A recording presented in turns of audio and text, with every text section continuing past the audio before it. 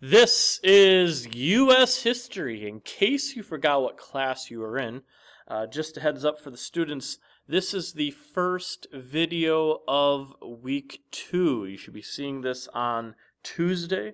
Monday, you'll be getting the chapter 20 test. So hopefully you have taken that before you start watching this video. If you have taken that test and you're ready to move on to the next chapter, let's go. Question for you. In what way does charisma play in the success of a politician? Charisma is personality, the ability to influence with words. How does charisma play in the success of a politician? Well, one possibility is that Roosevelt, of course we're talking about the Great Depression, Roosevelt's popularity, was it the result of the ability of his programs to succeed? Or was it due more to the force of his personality and the appearance that he was doing something about the problems of the country? Another question that might be asked is, can you think of other situations in which charisma played an important role in politics or in regular life itself? We're on page 465 in your books. What I want you to do, please, is to read the first 2 paragraphs on page 465 to yourself. Once you have finished reading, please press play and we'll continue. Welcome back. This is chapter 21, the 30s, 1929 to 1939. Roman number 1, Hoover gets the blame. Hoover gets the blame. Letter A, call it a depression. In the election campaign in 1928, Republicans had promised a chicken in every pot, 2 cars in every garage.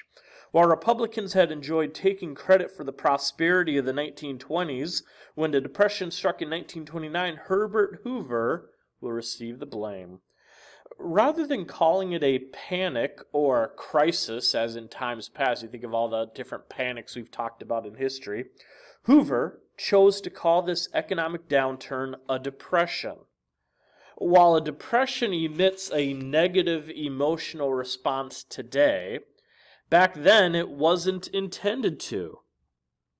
Although there are many reasons why the Great Depression struck, since Hoover was president, he was the one blamed for it. I'm reading on page 466, halfway down the first full paragraph. As conditions grew bleaker, cardboard shacks sheltering homeless people in parks and vacant lots in American cities were called Hoovervilles. Newspapers used for covering on cold nights were Hoover blankets, and empty pockets turned inside out became known as Hoover flags. The frayed sacks in which the jobless carried their belongings were called Hoover bags. Broken down cars pulled by horses or mules were Hoover carts, and the jackrabbits that farmers killed for food were Hoover hogs. A popular joke of the day was that Hoover went to Secretary of the Treasury Andrew Mellon one day and asked him for a nickel to phone a friend. Mellon replied, "Here's a dime. Telephone both of them." Hoover, saddened by the animosity of the nation expressed toward him, commented, "Democracy is not a polite employer." Letter B. If your thoughts are that Herbert Hoover did nothing to try to bring the nation out of the Depression, well, you'd be wrong. Hoover sought to restore America's confidence. He claimed that the fundamental business of the country was on a sound and prosperous basis. He hoped to end any concern about the Depression so as to avoid any financial panic. He also sought to cut taxes and increase federal public works programs. He cut taxes by about $160 million. Of course, with fewer taxes, people are more willing to spend. That's at least in theory. He encouraged an increase in $420 million on spending for federal public works, which would help create jobs. These were not small steps, but they gained little notice and provided few immediate substantial results. Number 1, voluntary uncooperation. Yeah, one of the things that Hoover tried to do is he wanted businesses, he wanted the people to help out, to voluntarily help bring the nation out of the Depression. Unfortunately, few people are going to listen.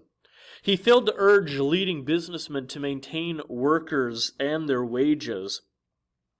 Although the businessmen attempted to cooperate at first, economic conditions forced bosses to lay off workers and lower wages to avoid bankruptcy. Unemployment grew and industrial expansion virtually ceased. Also, Hoover tried to get farmers to produce less. Unfortunately, that's not how farmers work. Farmers continue to produce more. Their mentality had always been, the more you produce, the more you make. So, farmer overproduction resulted in a loss of profits. With more products, meaning the prices for those products will drop. Helps us, the consumers, but it's not good for the producers, the farmers.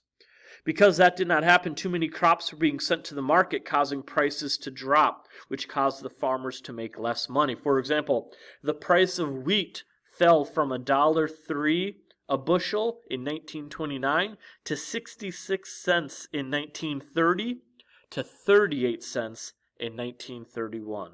Imagine making a third amount of the money that you made 2 years before. These results threw farmers deeper and deeper into debt and despair.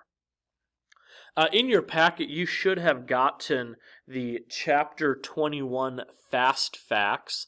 Please pull that out now so you can see the list of things that we're going to talk about. These Fast Facts are basically all of the different laws and programs that were created by Hoover and then later by FDR. So you should have all the information you need about these terms in your Fast Facts, but have them out ready. Write this down if you feel like you need to in your notes as well. But let's get going.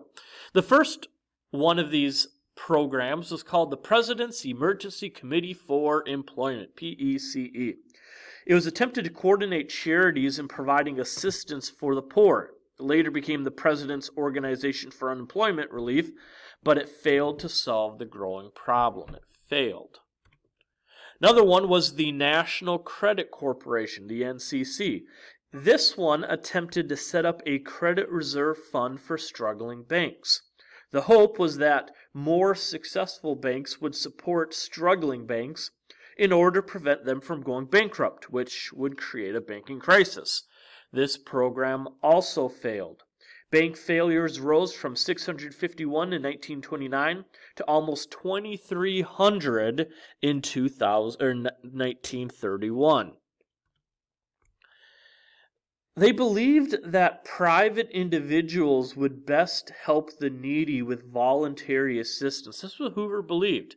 Private individuals would best help the needy with voluntary assistance. Unfortunately, with the worsening economy, few individuals were willing to risk their own money to help others. Soon the people began to clamor louder for government intervention. Number 2, government involvement. Hoover was not completely opposed to government action in the face of the financial emergency. Hoover favored work relief efforts over doles. Hoover believed that hiring workers to work on government jobs would be better than doles. You guys need a definition for doles, so here it is. A dole is basically a government handout. That way, people still worked to make money and it did not promote idleness. So he wanted work relief programs rather than government handouts. He also favored local relief efforts over federal relief efforts. Hoover believed that it was better for the state and local governments to control the relief efforts because they could better manage the needs of the people that they represent. Hoover also favored maintaining the federal budget. Hoover, like most Americans, understood the importance of maintaining the federal budget. He said, "The course of unbalanced budgets is the road to ruin." He believed that a growing national debt would jeopardize financial security and the attempts at national recovery. I wish some people today in 2020 believed in balancing the federal budget. Let's move on. Most of the plans passed by Congress were rejected by Hoover for these reasons. By 1932, he did agree to some plans. First one was called the Reconstruction Finance Corporation, the RFC. Again, this is in your fast facts. Provided $500 million loan to businesses, primarily banks. It was hoped that this would stabilize the banking industry, expand credit, and bring confidence back to the economy.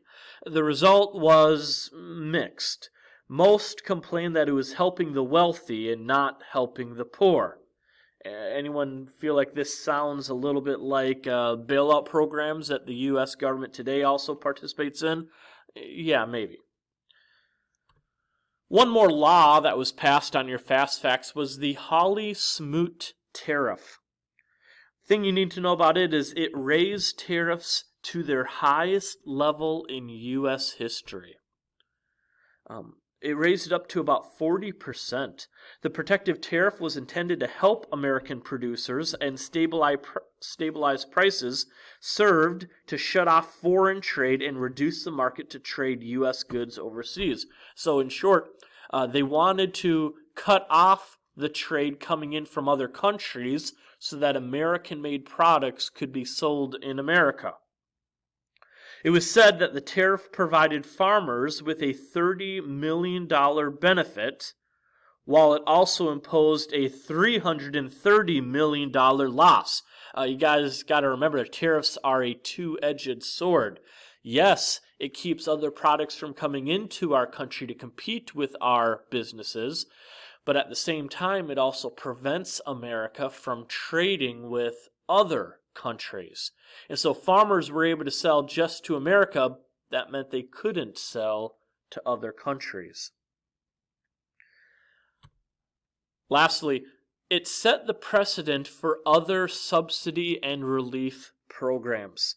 Hoover asked for a $25 million loan to the Department of Agriculture for the provision of seed and feed for farmers. He expanded public work programs.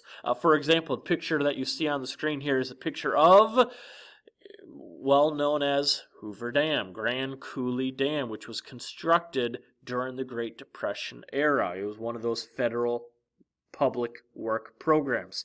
Also, he sought to provide the first federal funds for relief, established some pioneer programs in home financing and public housing, and more.